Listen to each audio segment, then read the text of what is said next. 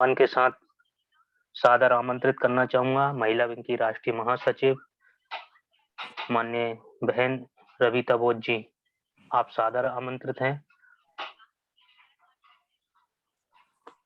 जी, बहुत-बहुत साधुवाद सर। अभी जी, जैसे पूर्व में राजू साहब ने कहा था, बस बंदूक थमा देते हैं और लड़ना है, सिपाही है तो लड़ना है, लड़ने के लिए हर समय तैयार होना है।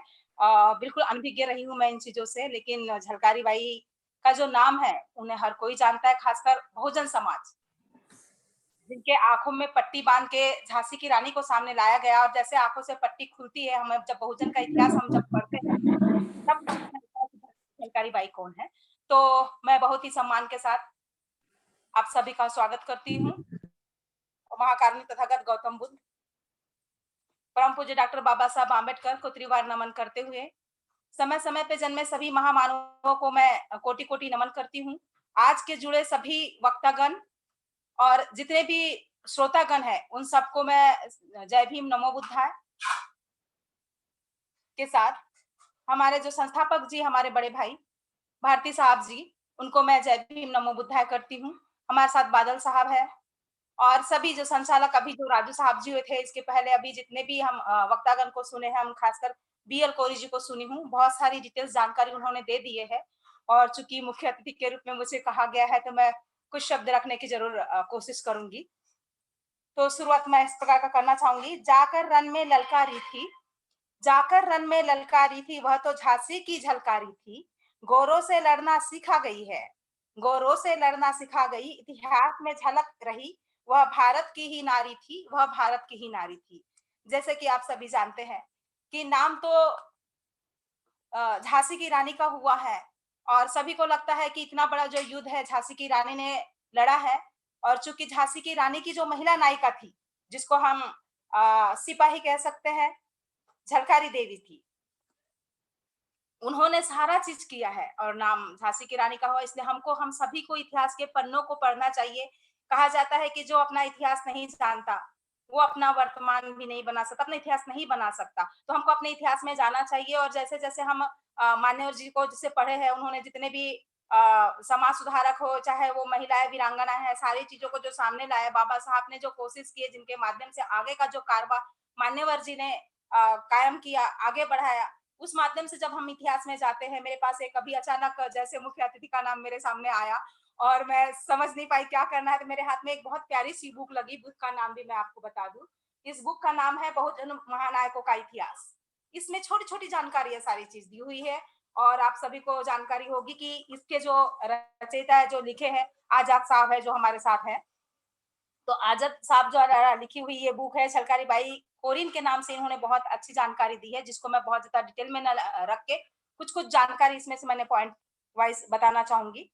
कि जैसे कि जन्म से लेके सारा चीज तो हमारे कोरी साहब ने बता दिए और हम लोग ने सुन लिए। इसमें से कुछ पॉइंट जैसे आते हैं कि लाल डलहौजी के द्वारा जो हड़प नीति के कारण सभा सभी राजे रजवाड़े परेशान थे। रानी लक्ष्मीबाई ने अपने पति की मृत्यु के बाद और पुत्र की मृत्यु के बाद अंग्रेजों ने झांसी पर कब्जा करने का मन बनाया था और रानी झांसी ने इस फैसले का विरोध किया था। झलकारी बाई ने प्रथम स्वतंत्रता संग्राम में उन्होंने रानी के वेश में युद्ध करते हुए अद्भुत वीरता से लड़ते हुए ब्रिटिश सेना के बहुत से हमले को विफल कर दिया। उनके रण कौशल को रानी का किला अभेद था, लेकिन कुछ लक्ष्मीबाई के सेना नायकों में से कुछ विश्वासघात किया। जो होता आया है हमेशा ही, एक अपना ही व्यक्ति विश्वासघात करता है, बोलते ऐसा ही कुछ यहाँ पे भी हुआ है। और उनके गद्दारी से ही झलकारी बाई को अपनी रण कौशल की योजना में बदलाव करना पड़ा और वह विजय प्राप्त की ही करने वाली थी, लेकिन गद्दारों द्वारा पहचानी गई और वीरगति को प्राप्त हुई। कहीं ना कहीं हमारी वीरांगनाओं को या हमारे जो योद्धा है, उनको गद्दारों के कारण ही मात खानी पड़ी, वरना वो तो नाम से ही योद्धा है। झलकारी बाई बहुत ही साहसी और बहादुर थी, जैसे कि कोरी साहब ने उनके बारे में सारी जानकारी हमको दी है। उनके किस्से झांसी की गलियों में गूंजते थे। बचपन में वह घर के काम से कुशलता के साथ करती थी। एक बार वह जंगल से लकड़ी इकट्ठा कर रही थी, तभी एक तेंदुआ आ गया। जैसे कि अभी कोरी साहब ने उसको कहा, मैं दोहराना नहीं चाह रही थी, लेकिन चूंकि थोड़ी सी जिम्मेदारी दी है तो कुछ शब्दों को रखना चाहूंगी। तेंदुए से उनकी मुठभेड़ हो गई, तेंदुए ने उन पर आक्रमण किया। तभी झलकारी बाई ने तेंदुए पर कुल्हाड़ी से वार कर दिया। तेंदुआ कुल्हाड़ी के वार से घायल हो गया और भाग गया। और ये सब जो जानकारी थी बहुत ही जल्दी और ऐसी दूसरी और एक इनकी बहादुरी का प्रसंग आता है कि एक बार डकैतों ने व्यवसायी पर आक्रमण कर दिया था। एक व्यवसायी को पकड़ लिया, तब झलकारी बाई ने अपनी गुलेल के वार किया और तभी ग्रामीणों ने उनकी बहादुरी देखकर डाकुओं पर हमला बोल दिया। डाकू दुम दबाकर भाग गए। वह बहादुरी के किस्से झांसी में पहुंचे, तब झांसी की सेना के जो तोपची थे, पूरन सिंह जी, उनकी शादी का प्रस्ताव आया और उन्हें शादी की। और इस तरह झलकारी बाई का पहला आत्मचरित्र जो 1964 में भवानी शंकर विशारद द्वारा लिखा गया है, जो पूरी डिटेल जानकारी उनके बारे में है। और भवानी शंकर जी ने उनका आत्मचरित्र का लेखन वर्मा के उपन्यास और झलकारी बाई के जीवन पर शोध किया था। झलकारी बाई की गाथा आज भी बुंदेलखंड की लोक गाथाओं में, लोकगीतों में आज भी सुनी जाती है। पहले की जो जितने भी जो जानकारी थे बुंदेलवंशी, जो लोकगीत आते हैं उनके माध्यम से हम जानते हैं, वो सही जानकारी होती थी। धीरे धीरे सारी चीजों में तब्दीली आई, कई चीजें इधर की उधर हुई है। और आज जो लोग जानते हैं कि वीरांगना के रूप में झांसी की रानी को, तो हमको वहां से पर्दा हटाना पड़ेगा, लोगों को बताना पड़ेगा कि थी कौन और किसका नाम उजागर हुआ है। इसी तरह हमारे जितने भी महामानव है, जिनका इतिहास उस समय लिखा नहीं गया, उनके इतिहास को ऐसा ही दबाया गया। आप हर चीज को देखिए, उसमें एक दोहरा भाव आपको देखने को मिलेगा। भारत सरकार ने 22 जुलाई 2001 में झलकारी के सम्मान में एक डाक टिकट भी जारी किया था। उनकी प्रतिमा और एक स्मारक झांसी जिले के बीच में अजमेर राजस्थान में बना है। उनके नाम से एक चिकित्सालय बहन मायावती जी की सरकार ने बनाया है। बहन मायावती जी के द्वारा और भी चीजें बनाई हुई है, जैसे उत्तर प्रदेश सरकार द्वारा आगरा में उनकी याद में प्रतिमा स्थापित की। लखनऊ में एक धर्मार्थ और औषधालय झलकारी बाई के नाम से स्थापित किया गया। ऐसा ही 1951 में प्रसिद्ध उपन्यासकार बी.एल. वर्मा द्वारा रचित उपन्यास झांसी की रानी में उल्लेख किया गया।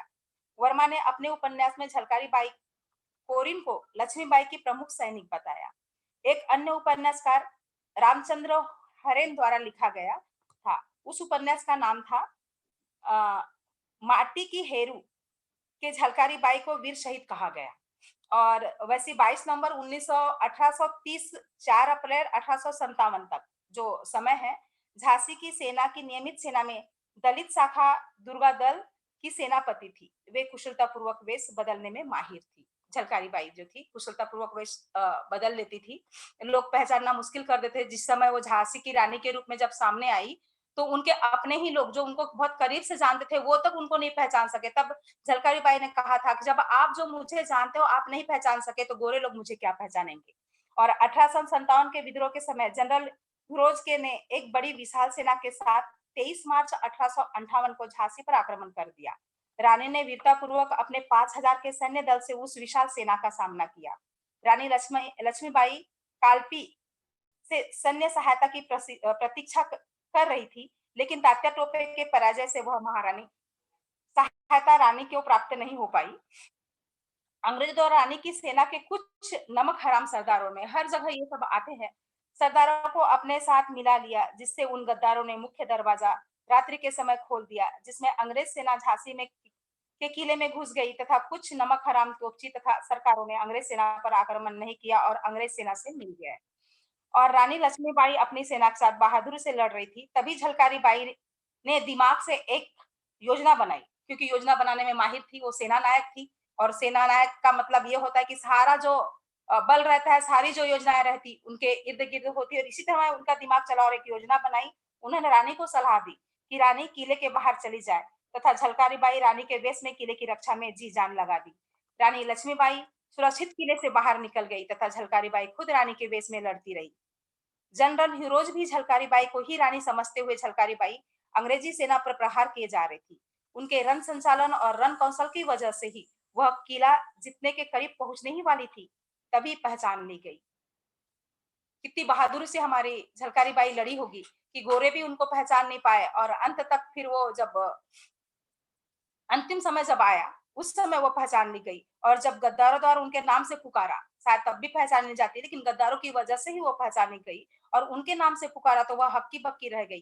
तभी असावधानी का फायदा उठाया अंग्रेजों ने, बीच में उनको मतलब डामाडोल करने का प्रयास किया। जब उनको पता था कि मैं रानी झलकारी के रूप में लड़ रही हूँ और गद्दारों ने जब उनका नाम पुकारा अचानक, तो हड़बड़ा गई कि मुझे क्या करना है। और उसी समय उसी वक्त का फायदा उठा के अंग्रेजों ने गिरफ्तार कर तोप से उड़ा दिया।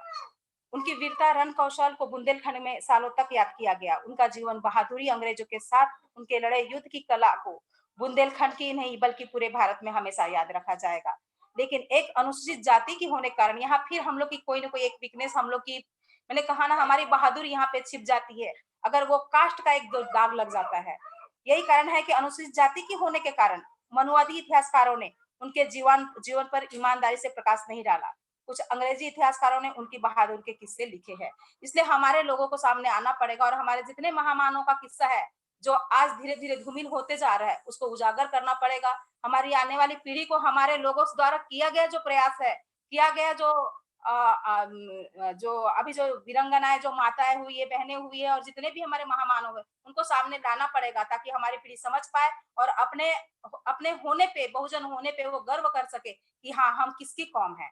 तो इस तरह जो झांसी की रानी का जो इतिहास है वो सामने उभर के आया और झलकारी बाई का इतिहास है वो इस तरह दबा दिया गया। और मैं बहुत ज्यादा आगे नहीं बोल पाऊंगी थोड़ी सी घबराहट हो रही है।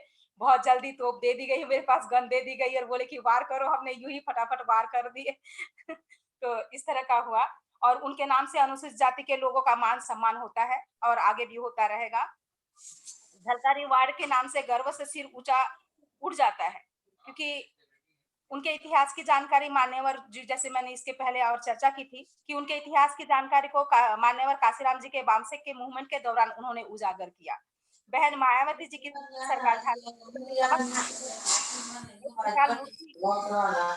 सवार तलवार चलाते हुए स्थापित की, जैसे कि झांसी की रानी की जो मूर्ति है घोड़े पे सवार होके तलवार से मतलब वो करते हुए, उसी तरह झलकारी बाई की भी मूर्ति बनाई गई अंकित की। उस गाथा में उन्हें रानी लक्ष्मीबाई के सम्मान से माना गया है और बहुजन समाज पार्टी की सरकार के समय एक भव्य आयोजन उनके जन्मदिन तथा मृत्यु दिन को शहीद दिवस के रूप में मनाया गया। बहुत सी संस्थाओं द्वारा भी उनकी जयंती तथा शहीद दिवस के रूप में मनाया जाता है और आज यही नेक काम हमारे राष्ट्रीय बौद्ध महासभा द्वारा किया जा रहा है, जिसपे हमें गर्व होना चाहिए कि हम जितने भी महामानवों के इतिहास को, महामानवों के किए गए कार्य को हम उजागर कर रहे हैं, अपने पीढ़ी को बताने का कार्य कर रहे हैं। उन्हीं की याद में भारत सरकार ने झलकारी वार्ड के आसमान एक डाक टिकट जारी किया। 22 जुलाई 2001 को एक डाक टिकट किया और भारतीय पुरातात्विक सर्वे की टीम द्वारा पंचमहल के म्यूजियम में झांसी के किले में झलकारी बाई का उल्लेख किया गया है। झलकारी बाई की बहादुरी को हम निम्न पंक्तियों में लेते हैं, जो शुरुआत में मैंने पंक्ति के उस पंक्ति को अंत में भी बताना चाहूंगी कि जाकर रन में ललकारी थी, जाकर रन में ललकारी थी, वह तो झांसी की झलकारी थी, गोरों से लड़ना सिखा गई है, इतिहास में झलक रही, वह भारत की नारी थी, वह भारत की नारी थी। इस तरह हम सारे भारतीय नारियों को, वीरांगनाओं से हम कुछ सीखना पड़ेगा और इस तरह आगे आना पड़ेगा, क्योंकि अभी का जो इतिहास जो बनने जा रहा है, जो होने जा रहा है, हमारे लिए बहुत विकट परिस्थिति है। जब तक हम चूल्हा चौका, बाल बच्चा है, सारी जिम्मेदारियों को दूर करते हुए हम जब तक आगे नहीं आएगी तो हमारे साथ यही अत्याचार होता रहेगा। और इसी के साथ आपने मुझे अचानक में समय दिया, इसके लिए बहुत बहुत साधुवाद, बहुत बहुत धन्यवाद। जय भीम, नमो बुद्धाय। बहुत बहुत साधुवाद माननीय मुख्य अतिथि महोदय। और अब अंतिम समय की ओर हमारी मीटिंग है, तो मैं आज के अध्यक्ष